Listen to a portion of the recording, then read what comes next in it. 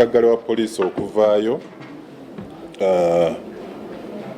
n'okulabula abantu ba bulijjo okulekeraawo okutwala emisango egitali gya kinnaggomola ku poliisi. Ssaabaduumizi wa poliisi IGP Martin Okoth-Ochola agobye emisango egitali gya nnaggomola ku poliisi. Ekiragiro kino kisomeddwa omwogezi wa poliisi Fred Enanga mu lukungaana lwa bannamawulire ku kitebe Naguru mu Kampala.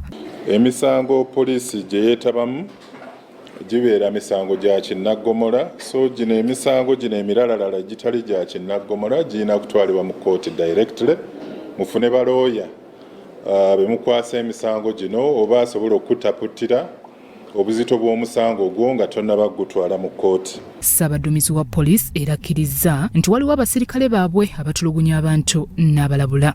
Era okuwabulwa kuweereddwa abo bonna abapoliisi bajja okuva ku mulamwa balyoke beeyongere n'okwaniriza emisango gino egy'amabanja egitali gya kinnaggomola ogwo abo bajja kukangavvulwa kinene. Enanga alabudde bannayuganda ku bafeera abeerimbika mu bitongole ne babaggyako ensimbi nga babasuubizza emirimu mu byo. Boolaga nti olina ssente zino $200 bagenda kujja mu mmoroka bakutuuze mu mmoroka ebiddirira mu mmoroka bayinza okutugumbula bayinza okutuga bayinza okutemula byonna ebyo ebibeera mu mmoroka bibeera bya buki